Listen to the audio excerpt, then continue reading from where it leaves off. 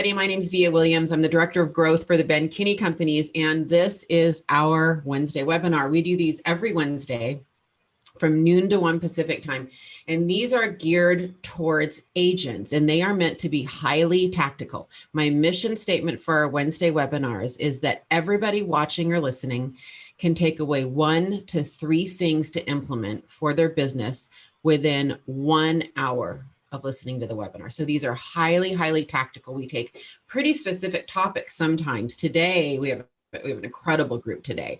We have 3 Rookie of the Years in different markets around the United States, and we're just gonna pick their brain and learn how they did what they did. Other weeks we had Jeanette Spinelli on a few weeks ago, and her and I walked through our journey into luxury, how we started, how we got into that. We've had incredible buyer consult panel. We had an ISA panel. We had Sarita Dua come on to walk us through step-by-step how she does multiple offers. All of these are available on the Pivot Shift Ahead page and our Ben Kinney's leadership page on YouTube. You can email us, you can message me. There's a million places to get these recordings, right? They exist in the internet and they're not a secret. What I did want to ask you guys today as a special favor is we do these completely free. There's no obligation, right? It's our way of giving back. If you've gotten benefit out of these, or if this is your first one and you really like it, would you do me a favor and share this? Would you do me a favor and share this video? You can have a watch party. You can share it on your timeline. You can share it on your favorite group. We just want to spread the word and grow our viewership and bring people to the Pivot Shift Ahead page, to all of the channels that we do this on. That would be a huge favor for me if you guys would do that. All right, so I am really excited to announce our next couple Wednesday webinars before we get started today. Next week, I've always wondered this, so I'm really excited about it. I've got 3 top coaches, top real estate coaches from around the nation coming in to basically pick their brains and just say, what do you see over and over again that you wish agents would stop doing? What are the common mistakes you see?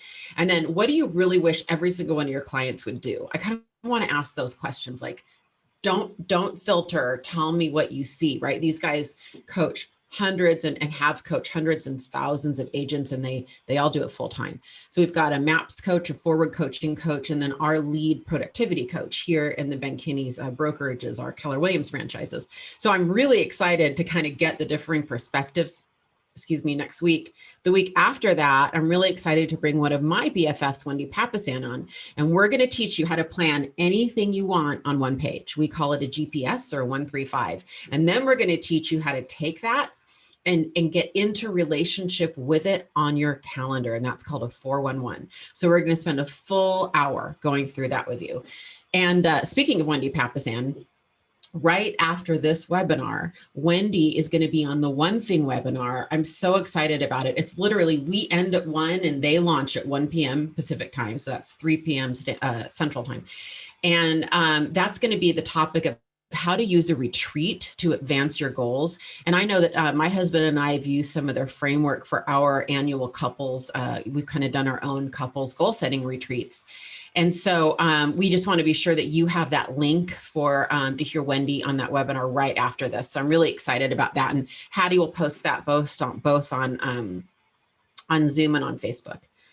But I know you guys are all waiting for what's in front of me. These 3 amazing people. We've got Dan Clower. You know, Dan, we did this prep call, right? And I never got the pronunciation of your name. I'm such a consummate professional.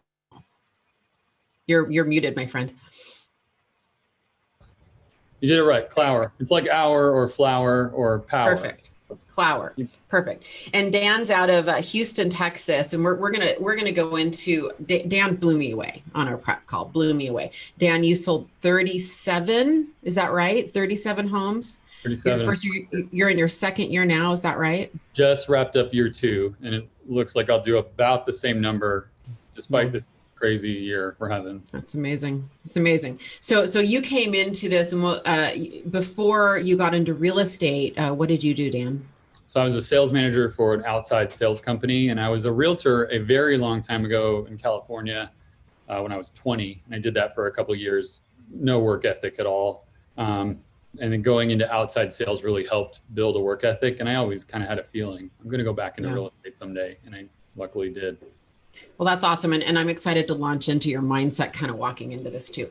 Nicole Dankworth, one of my faves, in full disclosure, Nicole's in one of my market centers that I lead. Nicole, you're based in, West Seattle, North Seattle, just that whole Seattle area. Tell us a little bit about what you did before you got into real estate and how many homes you sold your first year. You're one of my favorites too. I'm lucky to have ladies admiration around. I was a stay-at-home mom for over 10 years. And the year before I got my license, I did a couple of off-market deals and some land acquisition. And those clients were like, you should really get your license. You'll get list backs. You can do all of this with it. You would make a whole lot more if you got your license. So I got my license. And much to my horror, nobody used me at first. And I was like, you guys all told me to do this. And they're like, well, you have to prove yourself.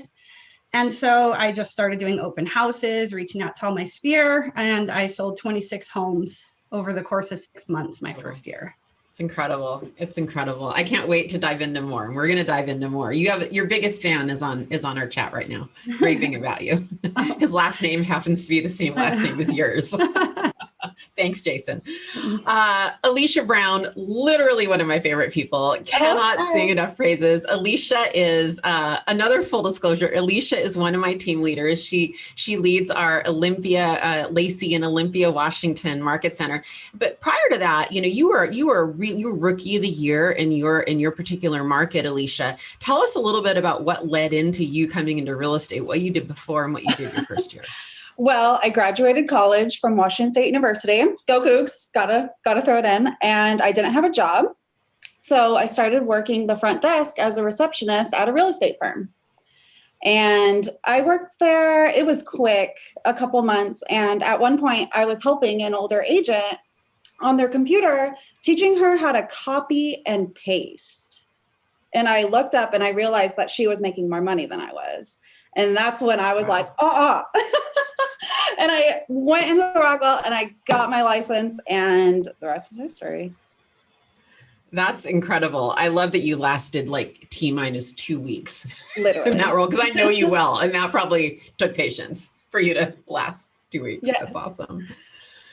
All right, we're going to circle back down to Dan. Dan, I'm fascinated by your approach to real estate. I love it. So can you walk us through? So, you're in outside sales, at what was it? Chemical, pharmaceutical, industrial supplies. Boring. Maybe there was an AL at the end. Yeah. You're doing outside sales there. And so when you decided to go into real estate, what was your mindset and how did you think you were going to approach the business walking in to day one, right? So I wanted to get back into it because I don't know, if you work for certain types of companies, you sometimes will run into stuff where you don't think you belong there anymore. And it was pretty obvious I didn't belong there anymore. And so I'd been saving my money for the 3 or 4 years before knowing I'm going to go back into real estate. And when I turned off my income, I was making close to $200,000 a year, and I just turned it off. And I was terrified. There's still days where I'm terrified, and I'm 2 years in and I have done okay. But I was coming into this building, our market center here in Katy, just sick. Just what did I do? What am I doing here? And there's a lot of, names on our wall and folks who I'd seen their names, and there wasn't a lot of income there. And I think looking back now, I'm going, okay, you have to really work to make a significant income, which is the main thing I want people to take away from this. But I was scared, so scared. But I came in and did the work. That's what drove me out of bed. Now I wasn't sleeping, so it was easy to get up early. So I'm in the office at 8. I started making calls. I knew I'd be a calling person. So I called expireds and I called Circle around my, once I started having production, I started calling around my listings and calling around stuff that I'd closed and, using the inventory that I was creating as social proof that I'm a worthy agent. Now, a couple of people on this question thing have talked about how do you boost your confidence? And for me, it was pure activity. And I don't think there's a shortcut to that. I think you have to work your butt off and fail a bunch and know you're going to fail a bunch and be okay with that and not know what you're doing, filling out a form if you're new. But honestly, within 6 or 7 contracts, the forms become pretty standard. You get used to things. The key is that you do them a lot, right? Because if you do them 4 times a year, you're never going to get good at it. You want to do a lot of work. So that was, come in, make contacts every day. And then in the afternoon, I door knocked. If I didn't have an appointment, I don't know about you guys, I'm willing to be on the phone, but past 3 hours on the phone, I'm like, I'm good. I need to go outside now. So I'll door knock, 100 houses in the afternoon if I don't have an appointment. And that's go ahead. I'm fascinated, Dan. Who taught you this? How did you know to do that? Did you go to a class? Did you hear somebody? I think being outside sales was helpful. I knew I wanted to be on the phone. I was in Mike Ferry training forever ago, and I knew a lot of agents get on the phone and they're successful, and I don't have a huge sphere. So I'm like, well, expired listings are happening every day. I know they're difficult, but if I can conquer that, then there's nothing in the real estate world you can't do. If you can convert an expired from angry and then interviewing against 5 other agents, that one I went on when you called me, I got it, by the way. Congrats. That's awesome. And I walked out of that meeting to do our prep call. I'm like, I'm sorry, I have to go, but it seems like we want to work together, right? And they were like, yeah, okay, we'll let you know. So anyway, if you can conquer that, and I think it's not for everybody. Expireds are not for everybody. And there's, nothing is for everybody. But for sure, circle calling, I think is for everybody. They're not angry. They're, you have listings or you have sales, you could call around them and find the next listing or the next sale. And that's just something that would be the easiest way to get to 20 contacts a day. So I want to move into Nicole a little bit, but before we do that, let's do a little role play. You circle prospecting, just for our really new agents, is when you call around a house you either listed and sold or brought a buyer to and sold. So, let's pretend, because a lot of new agents start with buyers. So let's use a buyer, Dan. Let's pretend you brought a buyer and you sold a home and you want to circle call around that home. Why don't we do a little role play? Sure. And really, whether you brought the buyer or did the sale, the bottom line is I just sold a home. There you go. That right there is a nugget, because the consumer doesn't distinguish. No, it has nothing in your MLS. It still shows you have a sale if you have a profile on your local board or something. But yeah, so the role play would be I'd call you up. It'd go ring, ring, ring. Hello. Hello, is this Vija? It is. Hey, Vija, this is Dan from Keller Williams, and I was calling you because I just sold 2 homes in your so I'm sorry, is this a buyer? I'm sorry. Whatever you want. Okay, let's do buyer. Oh, sorry. So, hey, Vija, this is Dan from Keller Williams, and I just sold a house right around the corner from you, and we were one of 15 offers on that property. The market is amazing at this moment. Do you have any desire to get your home sold in the next few months? Wow, that's incredible. I mean, I sort of would be interested, Dan. I'm just really concerned about where I would move to because of the 15 offers. I know I would sell my house. I'm worried about where I'd buy. That's totally fair. That's the main question people are typically, I ask people is where would you move if you were going to sell this house? Where would you like to go next? To Spruce Creek neighborhood. Okay, Spruce Creek. What's important about that? Do you like the schools, or what do you like about it?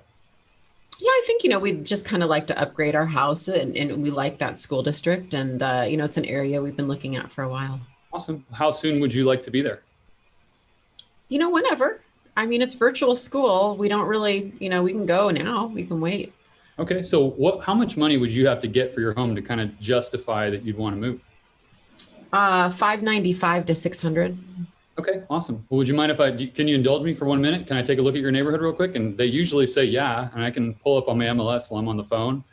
Well, it looks like you could probably it looks like that's possible. So would you like to get together and talk about the process of what it looks like to get your home sold? Awesome. Yeah, that'd be great. Let's do it. Cool. What time tomorrow at 4 o'clock can we get together? What time at 4 o'clock? I say that every time, and they laugh every time, and you don't have to be weird about it. You don't have to be like, a lot of people like to do the either or, don't give them a chance to say no. I will literally say, what time tomorrow at 4 o'clock should we get together? I'm literally stealing that. That is my new thing. I'm using it everywhere. It breaks down their defense. Because I think the other problem you all have, or we all have, is no one cares. I don't know. It's once you realize there's a lot of Steve Jobs videos that he talks about everyone's making everything up. I think if you can internalize that, and that goes back to the confidence question, nobody knows what they're doing. So just go have a good time, and you will grab the people that want to be a part of that listing that I was on, that I had to leave for our prep call. I just had fun with them. And if we hit it off, and I'm going to talk about the market, I'm going to give them the stats and be an official, person. But if you're going there and you're all like stodgy about it, no one wants to work with that. So what time tomorrow? 100%. Just look for little things you can say all the time, and no one knows you're repeating them because they've never had a circle call with you before. So That's right. And I love that. And just as a reminder, because I think we have a lot of newer agents joining us for this particular webinar because of the topic. New agents, remember this: every real estate conversation you have, your call to action is likely an appointment. If you're at an appointment, it's to get an agreement or a purchase and sale signed, right? So our sales flow in real estate goes, contact, appointment, agreement, pending, sold. So, agreement would be a buyer brokerage agreement or a listing agreement. And then, I notice every market has different terms. We call it mutual or going pending here in Seattle, but whatever your term is. But so if you are not at that point, every conversation, your call to action, your goal, the outcome that you want out of all of your lead generation is an appointment. Very, very important to know the outcome that you're seeking for all of your activities. Absolutely. Thank you, Dan. Nicole, what was your idea and I guess approach and mindset walking into real estate? You shared a little bit of that, but what did you think this was going to look like? What was your initial plan? Honestly, I thought I would sell a couple houses a year to supplement our family income. And it moved along a lot faster. And I was very lucky to have Courtney Cooper push me along and say, hey, I think you can sell 10 million this year. And I thought, no way. And I did it. And then she's like, I think you can do 20. And I was like, there is no way. Where's that going to come from? And it happened. I sold over 20 million my first year. And it's now turned into this challenge to see just how far I can take it. And, I do have a list of people I want to work with, and I'm working on that daily to gain their business and break into certain markets I want to. And it's just breaking it down piece by piece. So what was your game plan? So I love that focus, and I love, where your head was at. That's a good outcome, right? What was the process that you kind of embarked on? Day one, you got your license. What did you do day one? Where was your head then? Yeah, I reached out to all of my sphere, and I did phone calls, and chatted with them, and if they might know anyone or if they were interested in buying or selling. And I've been always very good about checking in with people. So it was just a lot of check-in right from the get-go, and open houses. Open houses. And what's your typical approach in an open house? I would usually print out a few similar properties as well and kind of give them their space. And then once they're done looking, chat with them in the kitchen and find out what they liked or didn't like about the house, and then have some other ideas and tell them, we can go look today if you want to go look. And getting their number, giving them my number, just following up, being willing to show that day. I've converted a lot from open houses. I feel like I'm better in person than on the phone. So my approach is a little different. If I can get a face-to-face, they're usually my client. So do you door knock, Nicole, ever? I do. Oh yeah. When you door knock, what's the purpose of it? Is it circle prospecting? Is it inviting them to open houses? Is it trying to get off-market properties? What's your typical reason for doing that? For door knocking, I work with a lot of developers, and there's literally certain streets where I know I have a buyer for any house on that street. So it's getting to know all of those neighbors and, just letting them know if and when they decide to sell, I have this buyer that pays a really fair amount, and it's worked really well. And also if I have like luxury clients or a really specific, I'm doing one for one of my clients right now. He wants this one little neighborhood. There's like 50 homes in there. And so I have been dialing, and I'm going to go door knock, and I have 3 leads already. He's very interested in one of them. Yeah. I do want to dive in a little bit, because all of you, we should probably have given a disclaimer. All of you guys had your rookie year pre-COVID.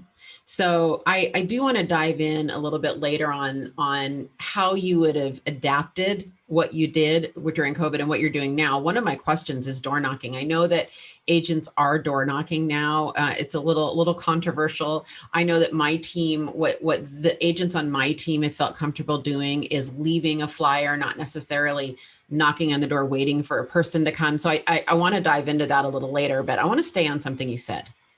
So it was really smart, and I don't want people to miss it.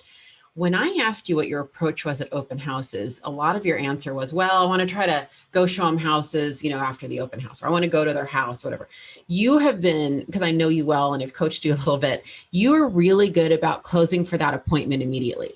Like you're like, hey, it's 3 o'clock. I'm done in an hour. Why don't we go look at houses in an hour? Or, you know, it's 3 o'clock. I can be over. I need to get my signs. I can be over by 4:30 to walk through your house. Or it's really quiet. I'm just going to put a sign up and pop over for 15 minutes. You're the queen, I think, at that instant appointment, like no time like the present. And what I've learned over the years is that the shorter the delta, the smaller the delta between setting the appointment and attending the appointment, the higher the show up rate, the higher the conversion, because there's a momentum that's still happening. When you're at an open house and you don't even follow up until 2 days later, let alone set the appointment, you're at a 1% chance that you're going to convert. But if you're at the open house and you're literally closing for the appointment within hours, not days, you have a higher likelihood. Do you have anything to say about that? Is that accurate? Did I get that right? Yeah, that's accurate. I've noticed that through trial and error. If I wait, you know, feeling like you want to give them space or time to think about it, the conversion rate's just not even there. But if I build that rapport instantly and get time with them that day or the next day, you know, I'm in constant contact, they almost always convert. Yeah. Well, we're going to come back to some of this because, you know, it's interesting. Isn't it interesting when you hear 3 different people, just 3 different approaches, and yet there's so much you all have in common. Alicia Brown, so you're a reception. I want to get in your head a minute because it's such a great story. So you graduate from Wazoo, you're like 20 nothing, and you're at a real estate reception. Now, Dan admitted to something that I'm going to cop to too. In my early 20s, I'm not sure I was the most focused, like stellar sort of like, you know, work ethic leader I am today. So I'm kind of in awe that like at 22, you know, by the time you were 23, you were in a pretty serious mode selling a lot of real estate. So you're a receptionist, you decide to get your license. What was your approach walking into that? I was just watching the agents. I mean, watching and listening to every single thing they did. I was excited to be in the bullpen because that means I could hear all 4 corners, right? I would stand in the doors of these agents and just be like, hey, just so you know, I have no appointments on my schedule today. I'm completely free. If you have anything that you don't have time for, just let me know. I'll do it for you for free. I mean, I was in their faces every day, just sitting there, smiling at them, waiting. Loving on them and learning. Yes, there's contracts class, and yes, there's Ignite, and yes, there's Wednesday webinars, but the best thing you can do is just hear other real estate conversations so that you're more confident that you know what you're talking about because you've heard it and you've seen another agent negotiate a 35R. You've done an inspection before because you did it for the top agent in your office, right? And eventually they started getting used to seeing me. And then they started liking me a little bit because I was taking stuff off their plate. And then they started to respect me because I showed up every single day, which that in turn led to business. Yeah. And you sold how many your first year, Alicia? I did 1 a month. That was my goal. 1 a month, 12 houses. Which is, you know, a huge first year. And that's the reason I had you come on I think that's a really worthy, admirable goal, especially in a lot of the price points that are represented in our webinars. And it was important for me to make sure that you came on to say, you know, 12 homes a year is an incredible rookie year, right? Thank you. And so I didn't want to just have the 20 and 30 something, you know? And so it was like Dan, 12, 20 something, Nicole. 30 something, because I think it's a really good mix. I mean it, it's really, you know, most agents will not sell 12 homes ever in a year, let alone their rookie year. You have to know that. I mean, the average agent sells under 4 homes a year, right? Wow. So here's what I call that. And all of you basically said it. I call that confidence through competence. Confidence through competence, which is that you gain confidence as you gain competence and experience. Dan said it, Nicole said it, you said it in different ways. That's what I noticed the thread of similarity was. You know, Dan's like, hey, I failed forward. I did a bunch of stuff so that I could get that confidence, right? You know, Nicole did the same thing. She's like, trial and error. I tried setting those appointments in advance. It didn't work, right? And so I got more confident setting them right away because I knew once I left, I'd never see them again, you know? And then you just said it yourself. And so you guys all kind of chose your own unique way to gain the confidence that you needed. I was coaching an agent yesterday on the phone, and she was trying to get into the luxury niche. And so I did a little coaching session for her. And she's a very seasoned agent, very good at what she does. And I said, hey, you're going to have to go preview homes again. She's like, Vija, I've done this 16 years. I know my market left and right. I don't think I need to preview homes. I said, no, you actually do. You need to go preview homes in this new niche that you're discovering, just like you're a new agent, just like you're a first-year agent. You know why? She said, why? And I said, because you know the $2 million buyers that called you yesterday that you told me about? She said, yeah. And I said, and you said to them, what? She said, I said, I'm going to go preview all these homes that you picked out online tomorrow. Thanks for sending them to me. I go, that's fine. It's perfectly fine. You know what's better? What's better is when you say, oh, those are great choices. So I've seen 4 of the 6 of them. And I wanted to, I just want to get some clarification from you. That one doesn't really have a view. I know the photos look like it has a view. I can share with you, they probably took it from the master bedroom at a 45-degree angle. I mean, the master bedroom closet, from a 45-degree angle. So let's dive into that a little bit. How is it important for you to have a nice outlook and be private, or do you need to see water? Because I can tell you right now, 3 of these homes won't see water. The other 3 probably will. And that's why they're a different price. Now, how do each of those conversations go? That's confidence. And that's confidence through competence, because I've been doing my work. I've been previewing homes and I just know my stuff. You can convert both ways, right? So rookies, if you just got your license yesterday, you're okay. It's okay to use the script. Hey, I'm going to go preview those homes, but it's better if you can answer it in a way that shows a lot of confidence. Can we all agree on that one? Okay. Every once in a while, I get to get on my little podium. Okay. Alicia, let's stay on you. So how did you get your first deal? I want to ask all of you guys how you got your first deal. And then the follow-up is going to be, so you can think about it, Dan and Nicole, how'd you get your first 3 deals? So where did your very first deal come from, Alicia? I love it. I was sitting in an open house and a little old lady walks in. And she goes, I love this community so much, but I can't do the stairs. I need a single-story house. And I go, oh my gosh, I know that there's actually a single-story home for sale right around the corner. I get done here at 3 o'clock. I'll meet you there at 3:15. And she goes, okay. And I made $10,000. Okay, hold on. There's so much to unpack there. Hold, please. We cannot move on. Number one, that is exactly the confidence conversation that I was sharing. I know. Oh my gosh. Number 2, it's that immediate appointment. You didn't wait till Monday to follow up. You just said, hey, let's go right now, right? There's no better time than the present, because you know that as bold as it might have felt to say that, you're going to lose her. You're never going to see that sweet little old lady again.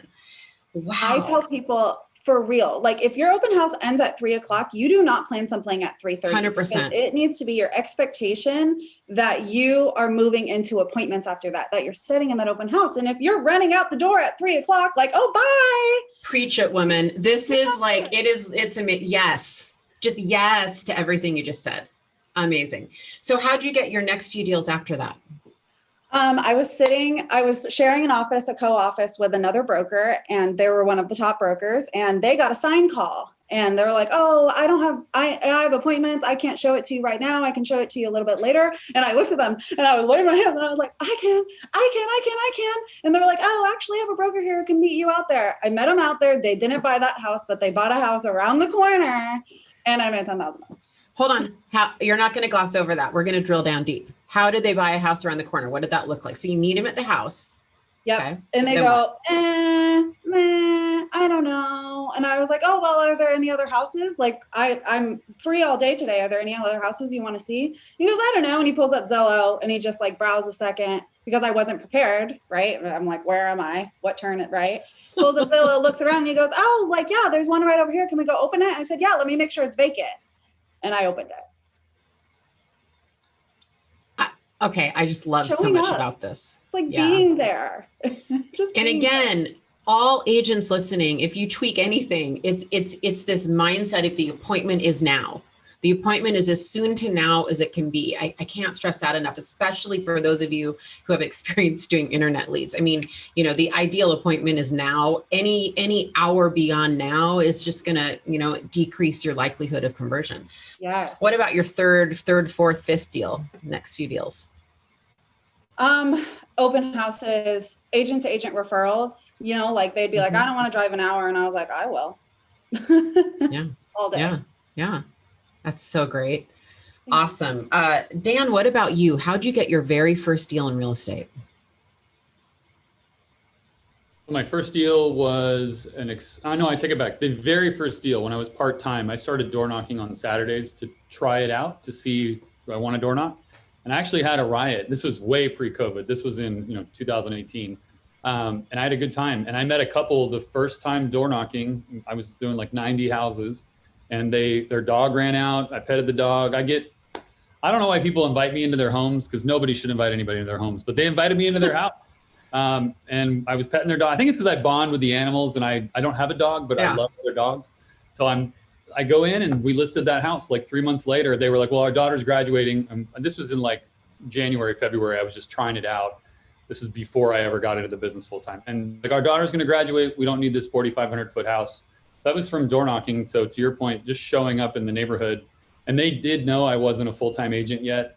I told them my story and I'm planning on going full-time. And frankly, you're going to be my only listing. So I'm going to take really good care of you. And my schedule is such that I'm going to be able to promote this house. And God bless them. They hired me and that house was sold in 40 days and it was a $17,000 commission. Wow. I need to get out of this old other job because that's almost double what I was making in a month. So, I mean, if you look at your dollar per hour on that transaction, all in from cradle to grave, it's very high. I have calculated that when I door knock, I make about $800 in an hour and a half, and I'm not exaggerating.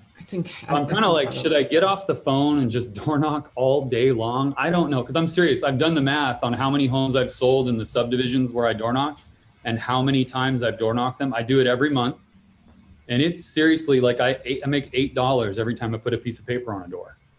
So I mean, just even saying that out loud, I think I want to get off the phone and just door knock all the time. Yeah, no, stay with us, my friend. We've got 30 more minutes. I know you're not going to leave me. My morning phone calls, but I make good money from in the morning on the phone. I've done the calculations. It's at least $200 an hour. So I can't believe there's days where I don't do it very much because it's good money when you calculate where did all these deals come from and how much time did it take to get them. It's not that much. So I'm curious, just kind of drilling down on that a little bit, Dan. Do you call the people that you're door knocking, or is it a separate list typically? So I'm doing a couple things. I am door knocking my immediate subdivision where I live. And so I would tell anyone that comes into my office, how should I start door knocking? I think you should be the dominant agent in your own subdivision, right? So you should door knock where you live if you live in a neighborhood you want to stay in. But if you don't live in a neighborhood you want to stay in, then you should door knock your neighborhood and you should door knock your aspirational neighborhood where you want to stay in, where you want to go to.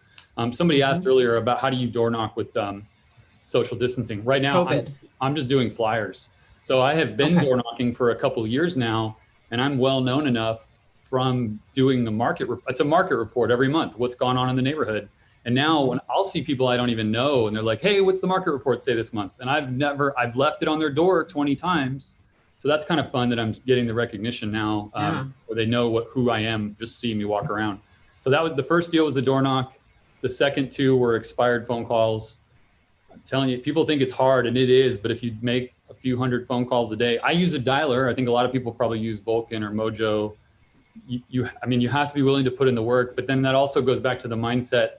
Even though I was freaking out that nothing was going to work or something, I still realized that rejection's kind of fake. That once you're gone, they don't remember you at all. So you don't have to be beat down by, and I don't think people are that angry on the phone. I get some angry people, but most people are just like, we're not interested, and they hang up and I move on. But that appointment that I was at during our prep call, that was an 8 o'clock first phone call of the day. And the lady said, we are thinking about interviewing some other people. And I asked her, the next question in the script, where are you moving when this thing sells? And I find, whether I'm getting lucky or not, there's some really friendly people out of every 2,000 phone calls. I just set an appointment. It's not difficult. It's not like I had to do some skills. I just talked to them. So do you think you're naturally wired to kind of just be able to cold call like that? I think so, but I've also read a lot of books, and I was not that way a long time ago. So I think, the idea that anyone, you looking at someone's now versus your, their future, whatever, all those statements talk about, you can't do that. You have to realize that in 10 years, if you read the right books and you thought the right things, you'll be a different person for good or for bad. Or the really sad thing is you might not be a different person. You might be the same person 10 years later.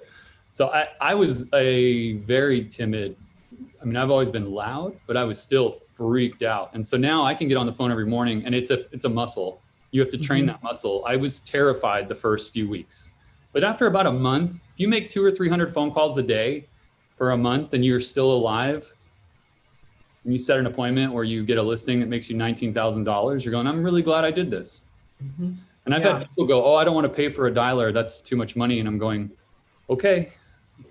It's like $2,500 a year, and I've made 150 off the phone. So it's worth the $2,000. That's the only advertising. I wouldn't call it advertising, but that's the only thing I pay for. You know, it's interesting, and Nicole, we're going to get to you, but I want Alicia, if you wouldn't mind unmuting. You know, Alicia and I work really closely together, and we've worked closely together for almost a year now. And, you know, you were really freaked out about cold calling when I first met you, and you still don't love it, but I've watched you kind of understand the results it gives, and I've watched you grow into it and embrace it more and more. Do you have anything to add to people who are just freaked out about cold calling? Because you were, right? Is it okay that I said that? I am the exact opposite of you, Dan. Like, I promise you, it makes me sick to my stomach thinking about cold calling people. And honestly, what it took, it was just make one dial. Okay, I'm going to make 5 today. Like, start, like, it's so hard because I feel like you hear people like Dan, like, saying, I've made 200 calls. And I'm like, oh my God, I'll never be able to do that. Right. But it's like, make 1 call and then make 2 calls and then make 3 calls. And then one day you'll be hitting 20 contacts a day, and you can high five yourself. Right. You're going to get a lot better at it. And honestly, I love winning. We know that. Right. So I never felt like I won on the phone, because I would only make 2 calls and then I wouldn't win in those 2 calls. And I'd be like, okay, I'm not doing that anymore. But you have to make 20 to have a win. So once you start having wins is when you're going to get better at it. Yeah, that's right. Yeah. Thank you for sharing. I just felt like it was worth going down that rabbit hole a little bit, because it's such a common thing. A great book to read for anybody here listening is Fanatical Prospecting by Jeb Blount. And I cannot recommend it enough. I had read it partially years ago, and I referred to all these people, and I just really listened to the whole thing in full on Audible. And it's an incredible book, and I highly recommend it. Nicole, where did you get your first transaction? Maybe. Hi there. Sorry. Hi, it's 2020. Unmute Zoom. Yeah. No, I'm kidding. Totally kidding. No, so my first transaction was an open house as well. It was an older couple, and they were like newlyweds, and they told me what they were looking for. And again, I offered to show them right away. And we set an appointment for that weekend. We looked at a bunch of homes, and yeah, they were my first deal. What about your next couple after that?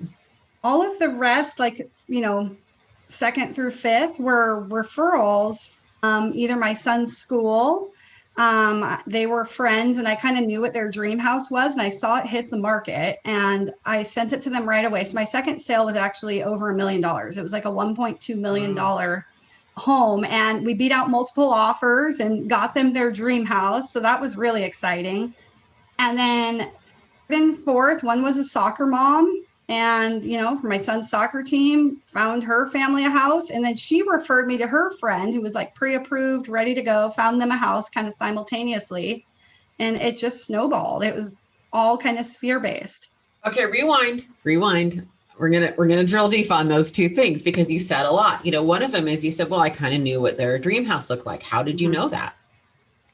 Well, and what you were just saying, I preview a lot of homes, and it really does help. I've sold so many homes by literally when I'm talking to someone, I'm like, oh, I know that house. I just saw it last week. And you can give them details, and you really do seem like that confident expert because you've seen it and you know all the details. And so just through conversations of them being my friends, I had heard them talk about it, and it was honestly similar to kind of what I would want in a dream house. So when I saw this hit the market, like, first thing that morning, I was like, Louis and Danielle. And yeah, and they were thrilled that I had, you know, been keeping my eye out on something for them, and that I knew their style so much. So I think it's just really listening to people, letting them do most of the talking, getting to know them. And Yeah. And then I noticed you said a soccer mom and she brought her friend. Let's do a little role play. Go back in your head. Let's just say I'm a mom friend at school. What might you have said to me when, you were calling around to tell me that you were going into real estate? What might that have sounded like? Hello. Oh. Hi. How are you doing, Vija? Good. How are you? Good. I just wanted to let you know I just got my real estate license and I'm super excited to start helping everyone out. And lived in West Seattle most of my life, know the area really well. I come across off-market opportunities as well. If you know of anyone or if you've ever thought of buying and selling, I'd love to have a conversation. That's awesome. Perfect. Yeah. That's perfect. My favorite script that Debbie DeGroat taught me. She's one of my first coaches I ever had, and it's basically, Nicole, what are your real estate plans this year? What are your real estate related plans this year? And do you know anyone that has any real estate related plans this year? It's a very open-ended question. And are you raising your hand? Yeah. I'm like, pick me. Oh. Yeah. Guys, if they own a home, like if you know that they own their home, I literally be like, hey, I just got into real estate. I'm so excited. I'm actually practicing doing market analysis for homes and net sheets. So I'm curious, do you mind if I do a quick market analysis? I'm just learning like how to pull comps and price per square foot and all that stuff. And I'll just send it to you just so you can see it. Is that okay? What's your address? Yeah, that's great. Love that. Love that. Dan, we're on a roll. Do you want to share kind of what your database script was when you very first got started to introduce everybody to yourself, to being in real estate? What's so weird about I must be wired differently. I would so much rather talk to a stranger than tell my friends I'm new to the business. Do you want to work with me?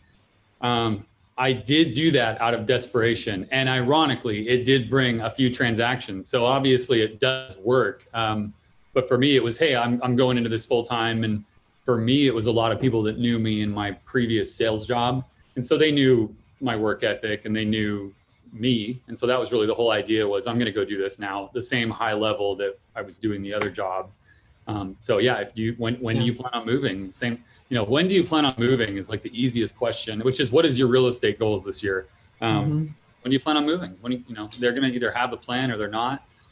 Well, I love the plan on moving. The reason I like what are your real estate related plans or what are your real estate plans is a lot of people are looking for second homes. And so, it's not that they're necessarily moving or, they might say, like, here's a good example. My son is going to UT Austin. So I am actively looking for an investment home in Austin right now so he can get residency, right? That's a real estate plan, but I'm not moving.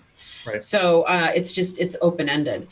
Nicole, I do want to kind of finish that up. That was really good stuff because you also said something that I get asked about a lot. And that's how do you sell like soccer moms without being this used car salesman? How do you take that sphere, like your mom friends and the friends at school, friends at church? How do you take that sphere and be their go-to agent without, having them hold up garlic every time you walk up, like, get away from me, you're going to try to spam and sell me, right? What does that look like for you? It's funny you ask that because sometimes I'm surprised I've done so well because I'm the least salesy person, and everyone has that friend that's constantly pushing something on them. And I knew right off the bat, I wanted to be Nordstrom experience. I wanted them to want to work with me, not me, guilting or forcing it. Mm-hmm. So I think once everyone knows what you're doing, you leave it alone. You can talk about exciting deals. I sold the Ryan Lewis house, right? I talk about that. And then people are asking you questions and they're engaging with you. It's not you trying to bombard these people into selling their house. So no pressure ever, just authentic relationships has worked wonders for me. Nicole, we have to tell that story. So a lot of you here may not know the name Ryan Lewis, but Macklemore. And Macklemore and Ryan Lewis are a duo. Can you just briefly walk us through that amazing story? Because it was a $5 million home, is that right? 5 point? Yeah, 5.6. 5.6. Yeah. Tell us that story. Well, that's the craziest story. So I started doing some Zillow since I couldn't do open houses, like during the pandemic. That's one thing new that I've changed since the pandemic. And I go in on Magnolia and I ask another agent who's a hustler like me if she wants to do Magnolia with me. So we sign up for this, and literally our first sale in that zip code is this $6 million, it started at $6 million house. And everyone's like, that's a joke. Who's going to buy a house through a Zillow? And we just built their trust and their rapport, and they went with us. They bought the house. We got them a great deal. It got some publicity. It was amazing. I think what's really cool about that is that house had been on the market like 2 or 3 years. We all knew about that house. Yes. Right? And by the way, it is to this day, it is the best listing video you have ever seen. I've ever seen in my life. I don't think I'll ever see a listing video better than that. And I don't know if Hattie can find the link to put on Facebook, and that just is a fun total rabbit hole. It's a thoroughly enjoyable 20 minutes. But what's amazing about it is, I'm guessing if it was a Zillow lead, you converted the lead into a showing. Is that what you guys did? You just said, let's go. Yeah. And again, it's instant. Hey, you want to meet there in an hour? Like, we'll be there, and that's another thing, the confidence. And I always dress up every day, even during COVID, because you don't know when somebody's going to want to go look at a $6 million house. And if I'm over here in my sweatpants, it's not happening. So yeah. I need to look like I can sell a $6 million house. Right. And so that's been huge. And it matters. Here. Yeah. So that's awesome. I wanted everybody to hear that story because, you're on year 2 or 3 now, right? Finishing up my second. Yeah. Look, yeah, you're on year 2 and this didn't, you didn't cultivate this for 5 or 10 years. This didn't come from a membership at a country club, right? No. That's what I love about that story. It was one of the most notable sales in Seattle this year. And it came from an online lead because you hustled, because it was speed to lead. You got there fast, you got there quick, and the delta between setting that appointment and going on the showing was as quick as possible. I think that is the one thing, if anyone is watching, any new agent, any agent that's done this 20 plus years, if you're going to change up one thing in your business, guys, do it now. Put the word now on a Post-it note in front of your computer, put it on your phone, dress up, get ready, and have an expectation that you're going to be running off and doing appointments. I think that's the biggest mistake that most agents make, actually, is this lack of urgency. Yeah. And I have, a lot of people wouldn't be comfortable doing this, but I will work 7 days a week. And if someone wants to look at a house at 8 at night or Sunday, like, barring any huge thing, I'm there. Or at this point now I have a buyer's agent. So that really helps, but there's no 9 to 5 here. Like, I work around my client's schedule, and I'm totally available, and people like that. And, it's a competitive market. So they know that I'm going to win them the home that they want when the time comes. I'm not going to be busy and unavailable. Mm-hmm. Dan and Alicia, would you say that was your mindset, at least your first year? I get that we all want to create a life by design and get leverage around us, but your first year, would you say that you were kind of fairly available 24/7? I'm still available 24/7. Yeah. I don't know if that'll change. I'm also wired that way. Like, if it's there, make hay while the sun is shining, because you don't know when it's not going to shine. And like Alicia said, it's $10,000 a check. You might want to collect some of those. So should show up. I'm going to go show a house. I'm going to show a house. Yeah. Like, and that's your competitive advantage. Like, oh, they like whatever, they have whatever going on. I don't. See you there. I've heard people say, we've called a couple agents. You're the first one that answered the phone. I have a buyer that I'm going to show a couple $1 million listings on Friday afternoon. That was how they called on one of my great listings that I have. And they're like, you're the only one that's answered the phone. And they're going to buy a house, and it's going to be 30 grand. Because I answered the phone, and I still answer the phone. We've talked, I don't know, 8 times while they're in that search. So that's right. Being available. I'm wired the same way. I think it's great. All right, let's talk. I do want to move into CRM because we have about 10 minutes left. Let's talk about CRM. Do you guys have a database on some kind of a CRM? Is it on a napkin? Does it not really exist? Is it on a spreadsheet? Give me the truth. Tell me the truth. Where's your database living? Crickets, right? Don't come to me. Alicia Brown, I'm going to start with you then. No! Where is it? My first 2 years, Excel sheet. That's it. Yeah. And I've seen it on the TL thread things. It's like an Excel sheet is not a database, like yelling it for the people in the back. And I was like, that is 100% me. Via, you taught me how to use Brevity, and now my world is like, it takes a while, doesn't it, for your brain to wrap around not having a spreadsheet. You have to really get it. It takes a while. Dan, what about you? I hadn't really kept the database for the first year and a half. I was just diving into working. Yep, I get that. Since the quarantine started happening, I started having time to like look at other things I would do. So I started doing a weekly email to my entire database, which was very small. But I thought, gosh, I'm circle calling. Why am I not asking for people's emails? And if we hit it off, you're not going to get every email. But I mean, if you circle call for an hour and a half and you talk to 15 people, you're going to end up with 3 to 5 very friendly people. And you go, hey, I'd like to send you my contact info. And I kind of tell people what's happening in the Houston market, every so often. What's a good email for you? And I get 3 to 7 email addresses a day. So now I'm putting those into a weekly, not really a drip campaign. I write the email every week. It takes 15 to 20 minutes to put the email together. And I went from, I don't know, I had like 110 names when I started to, I just looked, I'm up to 380. It's been 6 months of doing it, or 5 months of doing it. So I'm excited because 5 years from now, I'll have 2,000 or 3,000 people on this email list. And it's my production and what's going on and what's happening in the Houston market. So I follow a guy out of Atlanta who's not in our brokerage, but he has a 10,000 person email list because he's been circle calling for 13 years.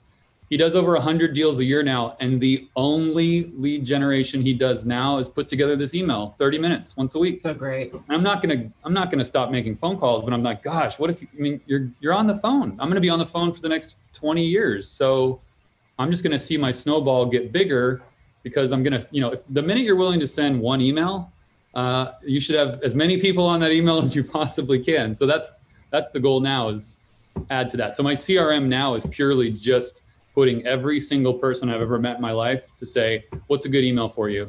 And for sure, there's other ways to be more proactive with people, but I've already had several people reach out responding to my weekly email going, hey, we're going to get ready to list our house. Can you come over and take a look at it? So I love that. That's like a big giant safety net holding, stuff. I would never have followed up with this lady that I went on an appointment with her and her husband last Sunday. I would never have remembered to follow up with her out of the thousands of people you talk to, but she emailed me. Now I'm going to go to they're going to get listed in the next 3 weeks. So that email has kind of become my CRM for me. That's great. What about you, Nicole? Where does your database live? I am that person with the notebook. It's like super old school. I mean, I carry it everywhere though. I'm constantly taking notes, and I am paying a gal now to put it all into Brevity for me so that I can send out, great. Online marketing and not just me being on the phone constantly. Because right now it's me sending text or calling. It's worked quite well, but it could be better. So yeah. The best thing I recommend to everybody here, for whatever CRM you use, by the way, every CRM has their own version of this. The best thing to send a homeowner is a monthly, some kind of a market report on their home. Command has it, Brevity has it, Boomtown has it. They all sort of have it because it's about them, not you. And you're getting a little bit of branding, but I get the most views on those. They're automated in most systems. They're automated in Brevity. I'm sure they're automated in Command. And they just send them these reports every month, and they can see all the home sales in their neighborhood. And it's so simple and so easy, and it is so much better than nothing. You will get a few sales every year just from that, even if you do nothing, because I think a lot of us get analysis paralysis. All right, we have 6 minutes left, so we're going to do some rapid fire. You guys ready? You strap on your seatbelt for some rapid fire. Okay, on your mark, get your set. On your mark, get set. On your mark, get set. Your first year, your first year of real estate. What did you do well, Alicia? What did you do well? I made the connections I needed to make in the office. Okay. Dan, what about you? What did you do well? I dove in and started working. My goal was to make 20 contacts a day. And I was in the office almost every day. I will tell you, I took 5 weeks off that year too, which is crazy looking back on it. Because my wife likes to travel, and I'm very flexible now because I have a job where I don't have a boss. So, and we had money coming in. So like, let's go to Disney World. It was amazing. But my goal was 20 contacts a day. And that to me, it's funny. I took Bold, like right before my full first year started, I took Bold, and it's the whole thing is make 20 contacts a day. That's it. And then they talk all about how people in Bold are doing more production than the agents that aren't in Bold. Mm-hmm. That's the reason they're talking to more people. So that was what I did right the first year, was talk to as many people as possible. Nicole, what did you do well? I think having that confidence and previewing and knowing really what was on the market and listening to people around me, potential clients, friends, family, just making connections wherever I went. What was your biggest fail, Nicole, first year? I think probably not building the database like I should have. I probably would have gotten even more. I did great, but I think I would have probably had like 5 more sales, because there was people, if I didn't follow up soon enough and I didn't have such a personal connection, they already bought, or they had, listed with somebody else. So I regret that. All right. What about you, Dan? What was your biggest fail first year? Exactly. I wish I'd started developing an act. I didn't really have a plan. I was very intimidated by all the campaign. I didn't know how to set up a campaign. This was back when we had e-edge, and I was like, I just got to be on the phone. But I really wish I had started compiling emails and sent out a weekly email from day one, but I wouldn't have known what to send. So I don't know if I could actually go back and fix it.